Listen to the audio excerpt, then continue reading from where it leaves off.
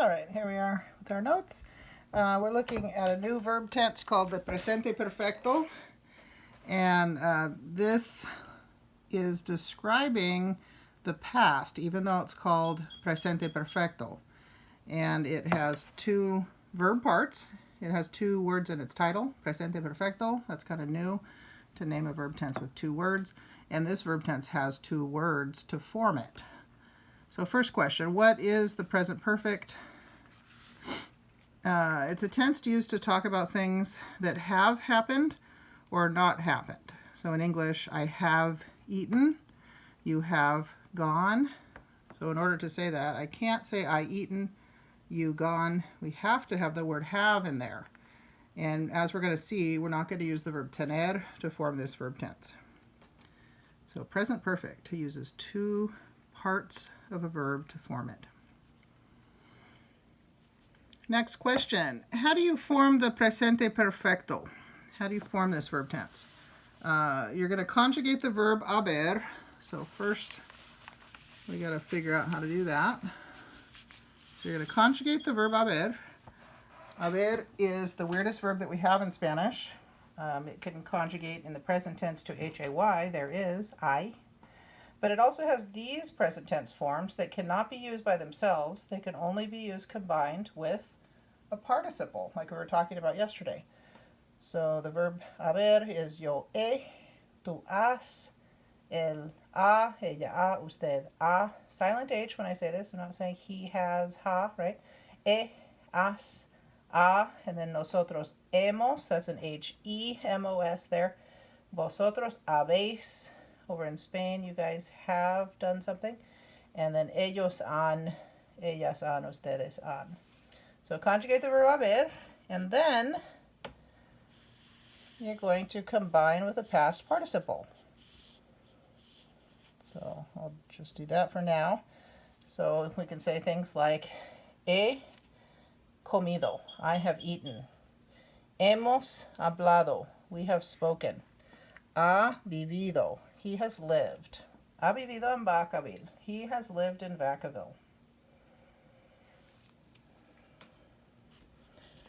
All right, so a couple other verbs you could use would be abierto, dicho, hecho. Does this sound familiar?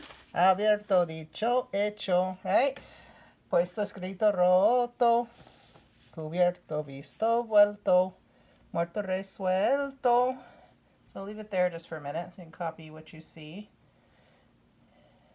So those participles now can be combined with the verb haber in its forms, has, ha, hemos, habéis, or han. Two words now combined to be a verb tense. I have opened. He abierto. I have opened. Has dicho. You have said. So has dicho. Ha hecho. Ha hecho la tarea. He has done the homework. Hemos puesto la mesa. We have set the table. I can't just say nosotros puesto. That doesn't work. Hemos puesto. And I can't use hemos by itself either. Both of them work together to form the verb tense present perfect.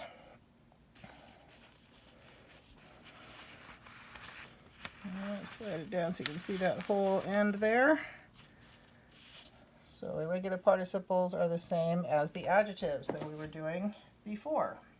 I actually did them just like 5 minutes ago because I filmed both of these videos at the same time. But this would be like our Wednesday notes, and the ones before are our Tuesday notes. But you can do this whenever. That's why I'm doing it on YouTube instead of Zoom, because then you can do it whenever you want. And you can still ask me questions through the texting me, classroom, Zoom meetings, or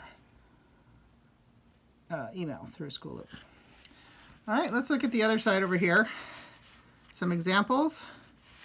What are the irregular past participles?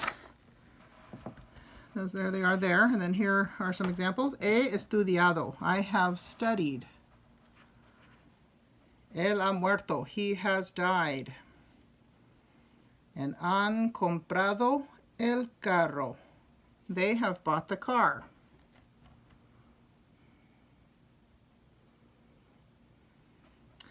Now, when you are using these participles in a verb tense, so it's a participle combined with haber, you will only use O at the end.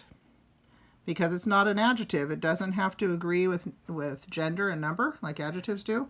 So even if I'm a girl and I have studied, I'm still going to say estudiado because I do not change the participle if it is a verb. Just like the yo form, right? Estudio ends in an O. It doesn't matter if you're a girl or a boy. I study as I study. Kind of like that. He estudiado. Even if you're a girl. Even if it's hemos estudiado. We have studied a group. We're not going to change that to OS because it is a participle functioning as a verb.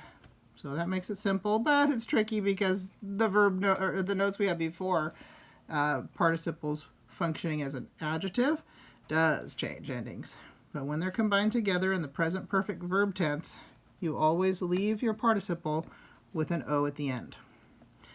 All right, he estudiado, él ha muerto, han comprado el carro. There's your forms there. And then I'm going to show you the separate section with the answer to that question, what are the irregularities, because I just showed you what the verbs are there, but I didn't show you actually how they look here. So let me do that now. If I'm going too fast, go ahead and pause, Senora Gittings. You can control my mouth, make me go slower. All right, here we go. Presente perfecto. You're going to use the same verb haber in its conjugated forms, has, ha, hemos, han, and then cut off the ar, er, ir ending, add adio or idio to get things like hablado, estudiado, comido, vivido, and then your irregularities in the song form are right there.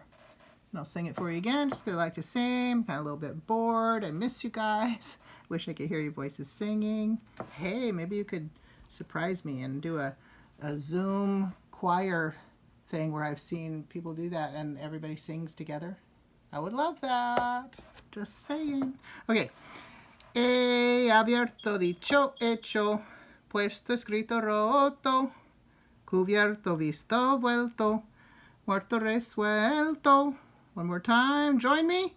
Just kind of using this right here. He abierto, dicho, hecho, puesto, escrito, roto, roto, cubierto, visto, vuelto, muerto, resuelto. Yeah, reminds me of Christmas. All right. Right here I would say, does anybody have any questions? But you can text me your questions, etc.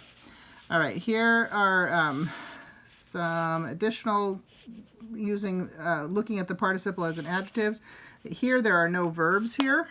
So if we look at these, back to that thing we were doing before, escrito, it's in the song. Dicho, it's in the song. But here, when we use these participles as adjectives, we will be changing the ending. Notice how there's no he escrito and hemos in there. Here they're just describing nouns. So these do change endings when they're following a noun. But if you're using it together with he, has, ha, hemos, habes, or han, then you only will use the O. All right. There you go. That's the end of all of our notes, actually.